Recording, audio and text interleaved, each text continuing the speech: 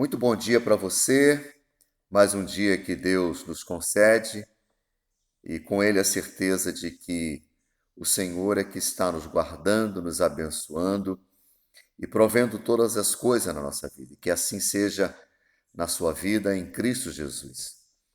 Este mês de março estamos pensando, refletindo e pedindo a Deus que possamos viver o poder transformador do Espírito Santo do Senhor na nossa vida.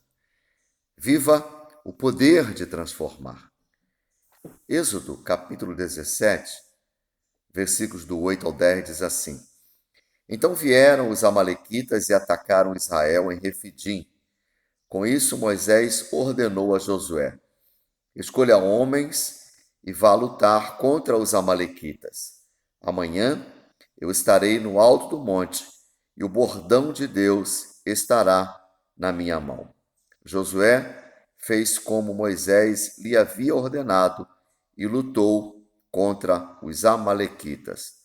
Porém, Moisés, Arão e Ur subiram para o alto do monte. Mais uma estação está começando hoje, o outono. Mais uma mudança. Ontem findou-se o verão.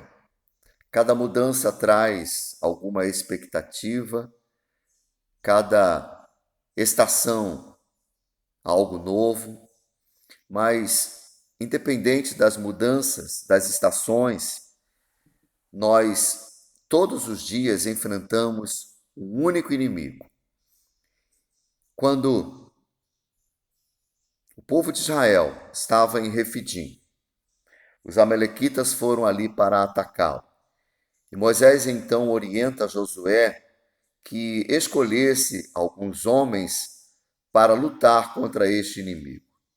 E Moisés então disse para Arão e Ur que pela manhã ele estaria no alto do monte com o bordão de Deus nas suas mãos.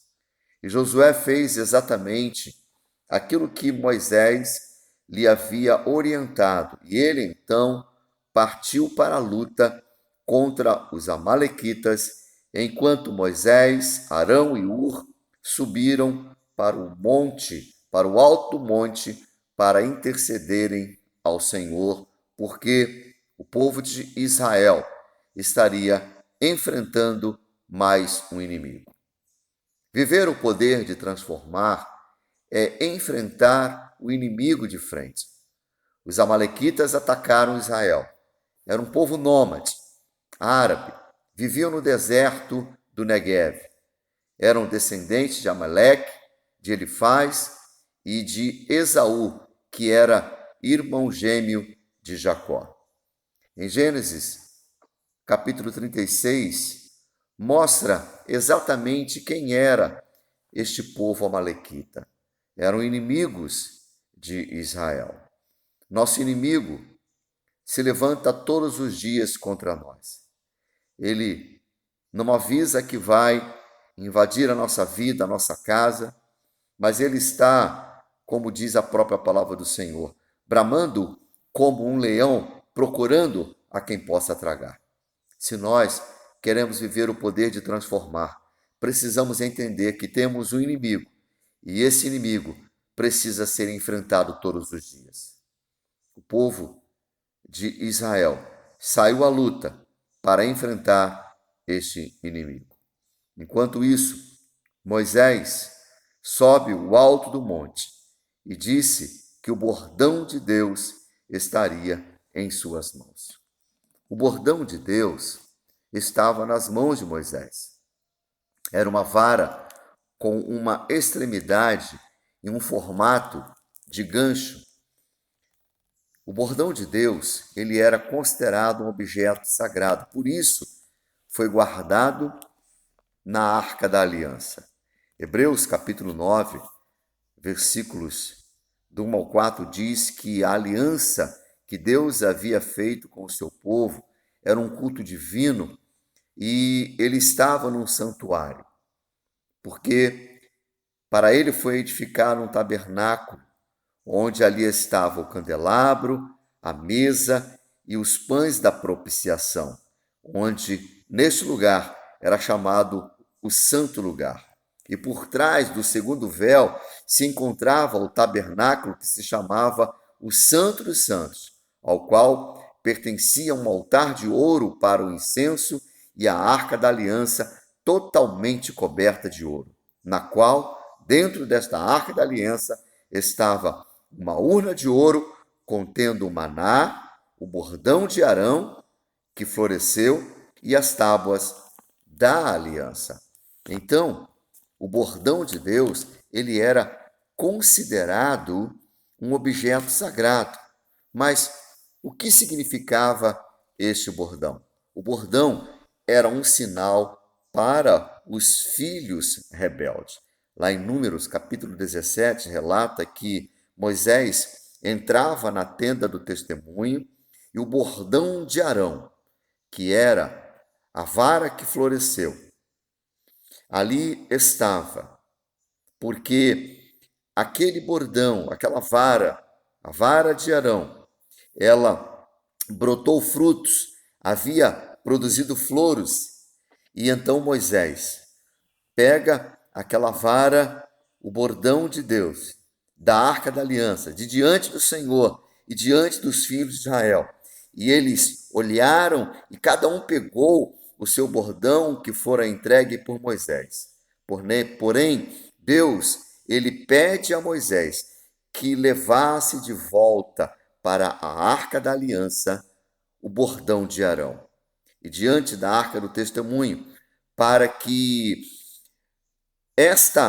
este bordão de Deus, a vara que floresceu, fosse guardada por sinal para os filhos rebeldes. E assim, Deus estaria lembrando aquele povo, através do bordão da vara que floresceu, que aquele povo era um povo murmurador e que eles proferiam algo sempre contra o Senhor. E então, aquela vara que floresceu, o bordão de Deus, era para que o povo lembrasse do sinal de que eles eram filhos rebeldes. O bordão de Deus significava que os filhos de Israel eram rebeldes. Filhos estes que estavam numa lista onde a lembrança daquilo que eles fizeram, daquilo que eles faziam, sempre estaria diante deles, de que eles eram um povo rebelde. Então, saia da lista de filhos rebeldes e reconheça que você precisa de Deus e que você também precisa das pessoas. Quando nós olhamos para o versículo 10 de Êxodo 17, Josué fez exatamente como Moisés lhe havia ordenado. Ele lutou contra os amalequitas. Porém, Moisés, Arão e Hur subiram para o alto do monte. O monte era o lugar que Jesus estava para ter momentos de oração com o Senhor, para receber a unção do Pai. E no alto do monte, Moisés, Arão e Hur ali estavam para serem sustentados por Deus e um ajudando o outro. Isso mostra que nós não fomos criados por Deus para vivermos isolados, mas Deus nos criou porque precisamos uns do outro e precisamos de Deus na nossa vida. Quando as mãos de Moisés se levantavam, o povo de Israel prevalecia. Quando as mãos se baixavam, o inimigo vencia. Então, entenda que precisamos enfrentar o inimigo de frente, sair desta lista de filhos rebeldes e reconhecer que precisamos uns dos outros e que nós, como filhos de Deus, dependemos do Senhor na nossa vida. Isso é viver o poder transformador do Espírito Santo do Senhor na nossa vida. Que Ele nos ajude contra o inimigo, que Ele nos ajude a sermos filhos obedientes e que o Senhor nos ajude a entender que precisamos uns dos outros e, juntos, depender de Deus para vencermos o inimigo das nossas vidas. Que o Senhor nos ajude a viver o poder transformador do Espírito Santo do Senhor, porque viver o poder transformador é viver Jesus na nossa vida. Que Jesus o abençoe com toda a sua casa. Amém.